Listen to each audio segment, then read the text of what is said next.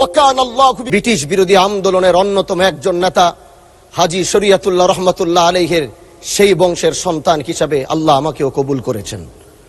মাননীয় স্পিকার, যে আসন থেকে নির্বাচিত হয়েছি সেই আসন থেকে বাংলার ঐতিহাসিক একজন নক্ষত্রের জন্ম হয়েছিল, যিনার জন্ম না হলে 1947 সাল হতো কিনা তাদের আন্দোলন না থাকলে জানি না।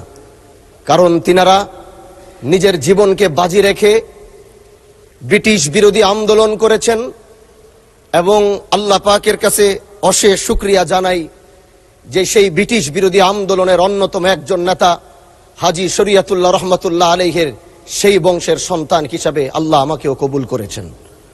মাননীয় স্পিকার, হাজী শরীয়তুল্লাহর কথা যদি বলতে হয়, তিনি যেভাবে এই দেশকে অন্যায় অবিচার মুক্ত করার জন্যে, এদেশের মানুষ ছিল নির্যাতিত, এদেশের কৃষকরা ছিল নির্যাতিত, এদেশের মুসলমানরা ছিল নির্যাতিত। একদিকে ব্রিটিশ মুসলমানদের উপর অত্যাচার করছিল, আরেক দিক থেকে হিন্দু জমিদাররা তারা মুসলমানদের উপর একচেটিয়া অন্যায় অবিচার স্ট্রিম রুলার চালিয়ে যাচ্ছিল। তখনই এই বাংলার বুকে হাজী শরীয়তুল্লাহর আগমন হয় এবং তিনি ইনসাফ প্রতিষ্ঠার যে সংগ্রাম শুরু করেছিলেন, সেই সংগ্রামের মধ্য দিয়ে আসে 1947 সাল এবং সেই 1947 সাল পাওয়ার কারণেই আমরা 1971 সাল পেয়েছি। হাজী শরীয়তুল্লাহরা যদি 1947 না এনে দিত তাহলে আমরা 1971 সাল পেতাম না। মাননীয় স্পিকার, আজ দাঁড়িয়েছি শুধু শিবচরের কথা বলার জন্য নয়, আমরা একটি বিশাল কমিউনিটি থেকে বিলং করি। আমরা দেশ ও জাতির কণ্ঠ হয়ে কথা বলার জন্য জাতীয় সংসদে এসে দাঁড়িয়েছি। আমাদের সংসদে ওই পাশে যারা রয়েছেন তারা শুধু মনে করেন যে আমরা শুধু তাদের বিরোধিতার জন্য দাঁড়িয়েছি। বিরোধী দল মানে শুধু বিরোধিতা করা নয়, সরকারি দল যদি ভালো কাজ করবে বিরোধী দলের মঞ্চে দাঁড়িয়েও তাদের প্রশংসা করতে আমরা বিন্দু পরিমাণ দ্বিধা করব না। এবং আমরা সরকারি দলের যারা রয়েছেন তাদেরকে ধন্যবাদ জানাবো, কারণ আজ আপনি যেখানে বসেছেন আপনার মাথার উপরে লা ইলাহা ইল্লাল্লাহু মুহাম্মাদুর রাসূলুল্লাহ, অবশ্যই এটা তাদের অবদান, এটা অস্বীকার করার কোনো সুযোগ নাই।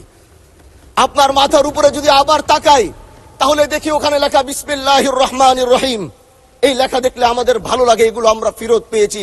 সরকারি দলের প্রশংসা যদি করতে হয় তাহলে আমরা এইভাবে করব। যখন তাদের প্রশংসা করা দরকার আমরা দাঁড়িয়ে প্রশংসা করব, যদি তাদের কোনো ভুল দিকে সেটা দাঁড়িয়েও এই বেঞ্চের থেকে আমরা তাদের প্রতিবাদ করব। এটাই আমাদের কাজ। মাননীয় প্রধান, আজ দাঁড়িয়েছি, হয়তো আমার কথা অনেক লম্বা, আমি জানি না আপনি আমাকে সময় দিবেন কিনা, কিন্তু আমি বলতে চাই মাননীয় স্পিকার, আমরা যেই জায়গা থেকে দাঁড়িয়েছি বাংলার 30 থেকে 40 লক্ষ উলামায়ে কেরাম আমাদের দিকে তাকিয়ে রয়েছে, কারণ তাদের কণ্ঠ, তাদের সে আওয়াজগুলো আমরা যেন জাতীয় সংসদ থেকে দিতে পারি। তার মধ্যে অন্যতম একটি হলো মা কানা মুহাম্মাদুন আবা আহাদিম মির রিজালিকুম ওয়ালাকির রাসূলুল্লাহি ওয়া খাতামান নবিয়্যিন ওয়া কানা আল্লাহু বিকুল্লি শাইইন আলিমা। আপনি জানেন নবীর পরে আল্লাহ নবী হচ্ছে আমার ইমানের অংশ, আমার ইমানের পার্ট। তিনাকে ভালোবাসা, তিনার উপর ইমান, এটা আমার ইমানের অংশ। তিনি আমার শেষ নবী, যেটা কোরআন ঘোষণা দিয়েছে।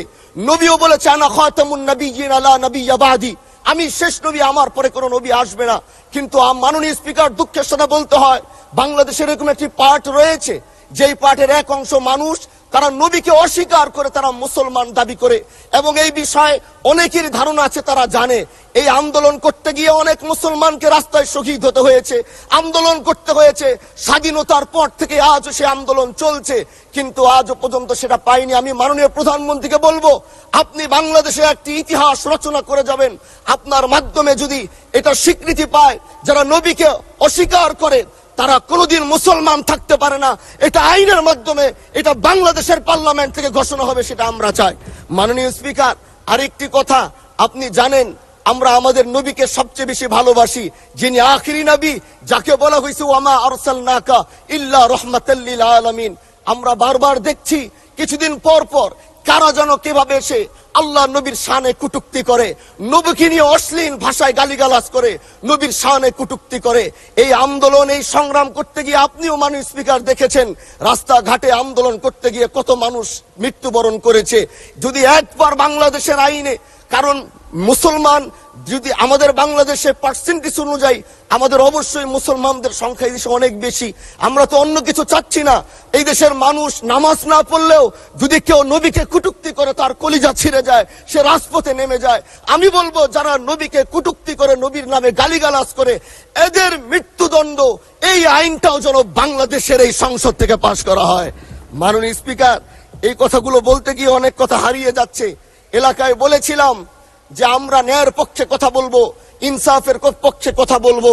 তখন অনেকে হাত ধরে বলেছিল, হানজালা ভাই জাতীয় সংসদে যখন যাবেন একটু বললেন হাদি হত্যার বিচারটা যেন হয়।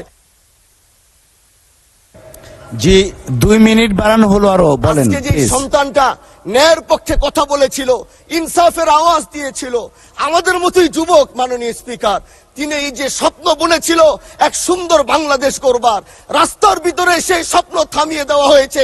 এই বিচার যদি না হয় তাহলে আমাদের মতো হানজালাদের নিরাপত্তাও রাস্তায় কেউ দিতে পারবে না, মাননীয় স্পিকার। এজন্য আপনার মাধ্যমে আমি বলতে চাই, হাদি হত্যার বিচার যেন সুনিশ্চিত করা হয় মাননীয় স্বরাষ্ট্রমন্ত্রীর মাধ্যমে। মাননীয় স্পিকার, আর একটি কথা, আমি আর বেশি লম্বা দীর্ঘ আলোচনা করব না। আমার এলাকায় মাদক নিয়ে বড় মুশকিলে আছি, প্রশাসনের সেই সহযোগিতা আমি পাচ্ছি না।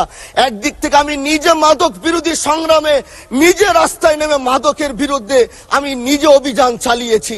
এবার তাদেরকে একদিক থেকে ধরে যখন প্রশাসনের কাছে ইয়াবা সহ গাঁজা সহ দেওয়া হয়, তখন তারা একদিক থেকে আসে কোর্টে চালান করে দেয়। একদিক থেকে গোটা দেশ বলছে এই দেশ মাদক মুক্ত করতে হবে, আরেক দিক থেকে যখন তাদেরকে আমরা কোর্টে চালান করছি, 3 দিন থেকে 4 দিনের মাথায় জামিন নিয়ে এলাকায় এসে আবার মাদক ব্যবসা করছে। এই জন্য মাননীয় আইনমন্ত্রীকে বলবো, আপনি এই ইয়াবা গাঁজা যেই বড় বড় নেশাগুলো আমাদের দেশে বেশি সচরাচর চলছে, এই বিষয়ে আইনটাকে আরেকটু মজবুত যদি করবেন, তাহলে আমরা মনে করব আমরা এই দেশ আর এই সমাজটাকে আমরা হয়তো আগামীর বাংলাদেশ, আগামীর যারা যুবক, মাননীয় স্পিকার আপনার খারাপ লাগবে, যুবকগুলো গ্রামের তারা ধ্বংস হয়ে যাচ্ছে। আমাদের চোখের সামনে যখন একজন যুবক ধ্বংস হয়ে যায়, এটা অন্যরা মেনে নিতে পারলেও আমাদের পক্ষে মারা বড় কষ্ট হয়ে যায়। আমরা দেশটাকে বাঁচাতে চাই।